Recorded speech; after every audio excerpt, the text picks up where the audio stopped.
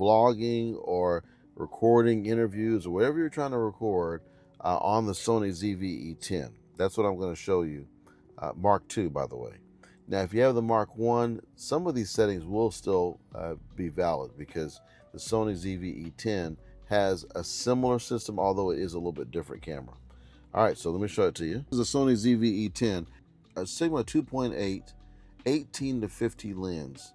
It's a great lens. I love it. It's very small and compact, and it works well. The zoom lens works well with this camera. So with the camera, I also have a silicone covering on it to help protect the camera.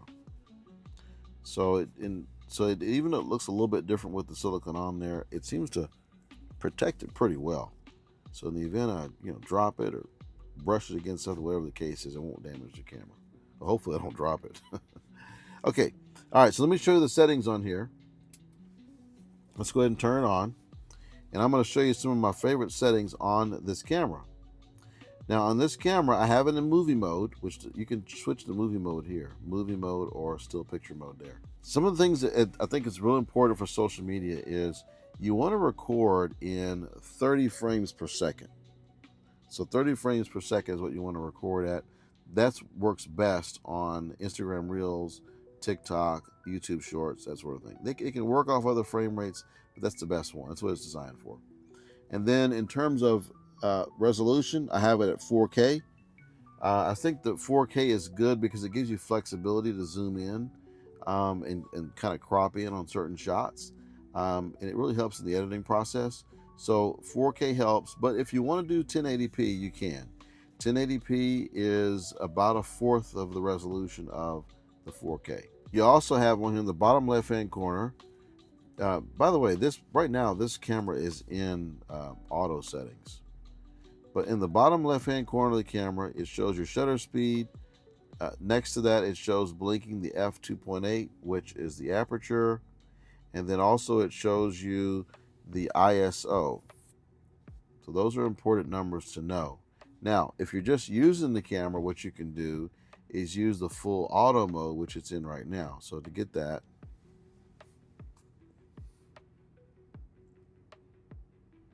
you go to shooting mode. And here, it should be on intelligent auto. On intelligent auto, you're using full auto settings. Basically, it's like having AI run your video. So think of it that way.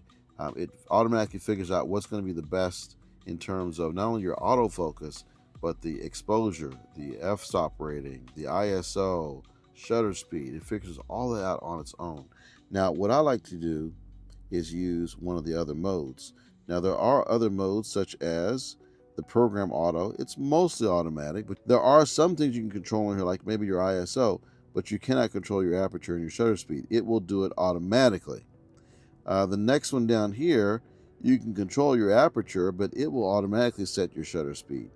So if you want to be exact in terms of, like, let's say you want to have your interview subject that you're interviewing, you want them to be very clear, but you want the background behind them to be blurry, or in front of them, the foreground, then the aperture allows you to still control that, and everything else is mostly automatic. Then shutter speed, shutter priority. This is a situation where probably you're going to be filming sports, some high, fast-moving action, and this helps you to capture all that by controlling the shutter speed manually. Everything else is auto. That's all you have to worry about.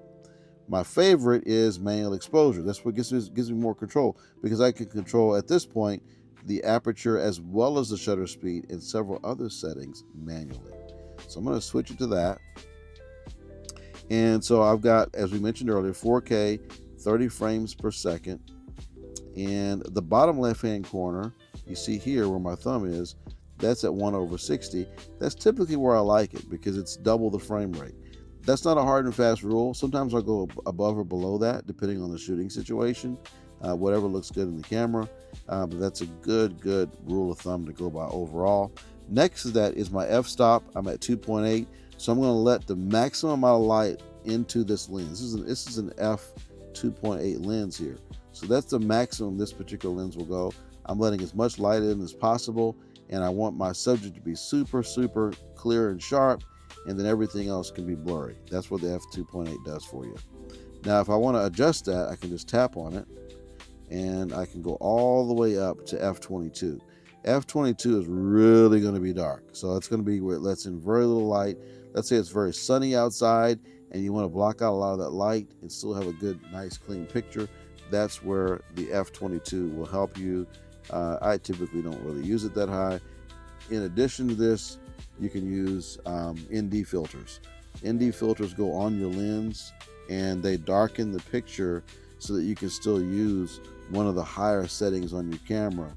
And so sometimes when you're watching certain shots on a movie or on TV, what they'll do is they'll put the ND filters at a very high rating on top of the lens, and still leave the lens at the lowest rating.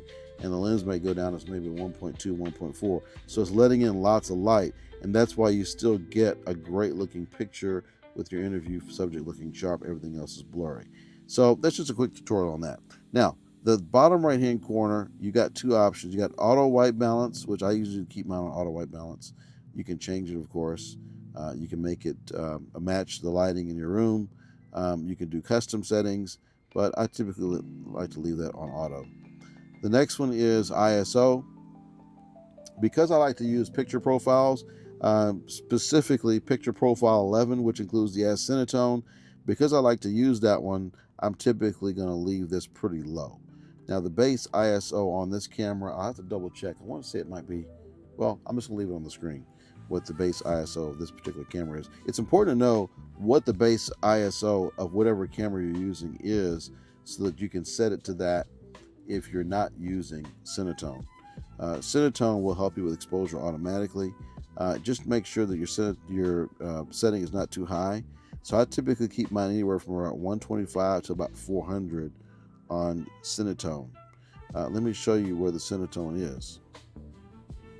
Hit menu, and this is my home menu here. And then I go over here, and then here's my picture profile.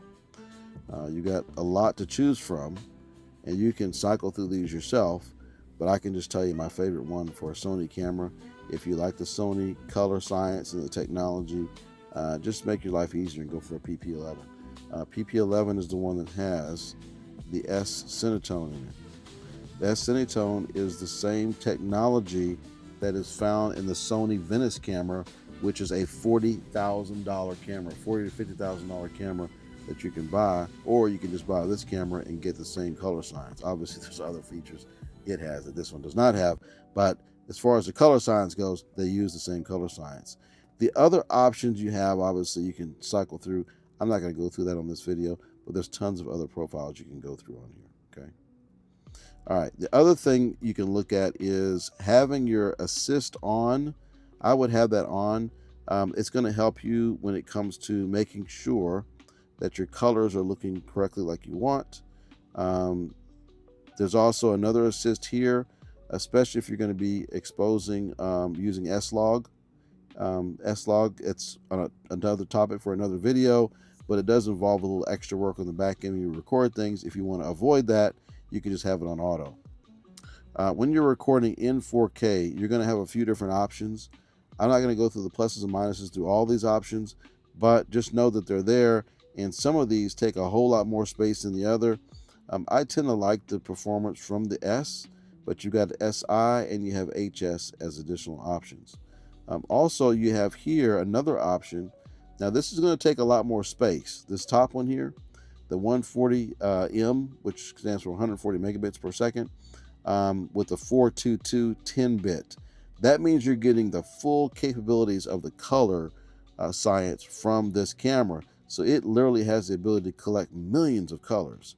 Whereas if you go down to 420 8-bit, then now you're down to hundreds of colors, which is still great, right? It's still going to have a great picture, even at these other two bottom options.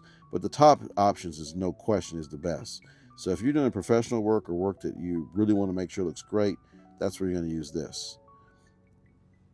Now, another thing I want to also point out is that it does give you an option to know or use either an internal or an external mic. So if you're using an internal mic, it's showing you right here what the levels are. So you can see, and you can also adjust those levels to where it's maybe less sensitive or more sensitive to whatever the sound is. See how it's going down? So I can control the record level at whatever I want. Don't make it go too high where you're getting too much in the yellow and the red. It's gonna clip out your sound. It's not gonna sound good. It's better to record a little bit lower than higher. Now, if you put something in this here on the side, see where that red hole is? If you put a microphone, it's a 3.5 millimeter. If you put a microphone in there, it's going to automatically pick that up, and it's going to override the internal microphone that's located here. So that's going to be an easy fix if you use a lavalier microphone or a wireless microphone or even a boom microphone.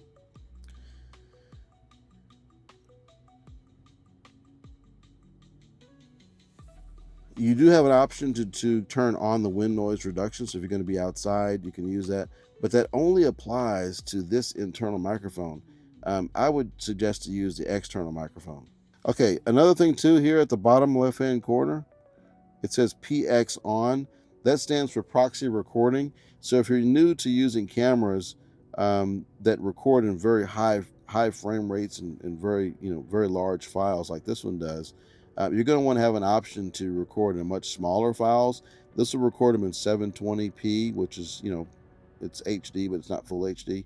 The file size are a lot smaller, so it will record simultaneously in the 4K and in the 720p at the same time, so that when you're editing in post, or you're editing this particular video, you're going to be able to edit in a lot smaller file. So it's going to be easier to edit with your computer, and then once you get just about done, you're ready to go ahead and render it, then you replace it with the full files.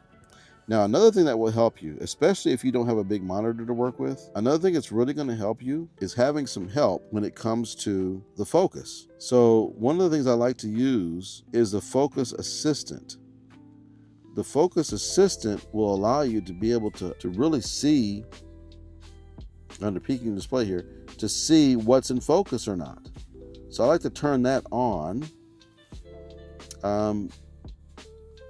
I would say make the peaking level high, and then my favorite is red, but you can pick whatever color you want.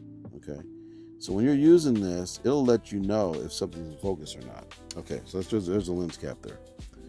Okay, so it's showing me that the lens cap as well as the fabric right in here is in focus. But you see also, see there's a little bit of red lines on the Sigma as well. That means that the Sigma is in focus as well. This is really going to help you whenever you're recording, is to make sure that whatever you're looking at is in focus, because this screen is so small, you may not be able to tell if it's in focus or not. So that's why I like to use the peaking display to help me know what is in focus and not in focus. Now, one thing I also want to mention is that the AFC at the top, that's autofocus continuous. So it continues to give you, it'll continue to make adjustments to make sure that you got a great image that's in focus. Because one thing you can't fix is out of focus footage. Once you record it and it's out of focus, you're toast. So you want to make sure you're in focused. Now you can go manual focus on this camera if you want. I tend to not use that because the Sony autofocus is very good. It's very quick. It's very sharp. And with this new camera, it has the newest science in here. So this works really fast. Autofocus is really, really good. But if you don't want to use autofocus, you have the option to use manual focus. So that is an option. You can also set the speed. You also have autofocus assist, which I like to have on. And there you go. Those are the main settings I would suggest to have on the Sony ZV-E10 II. I hope this helps you out. Let me know if you have any questions in the comments, or if there's any other things you'd like to learn about this camera. I'll be happy to do a video about it. Thanks for watching. Be sure to like and subscribe and check out my other content. All right, thanks. Have a great day.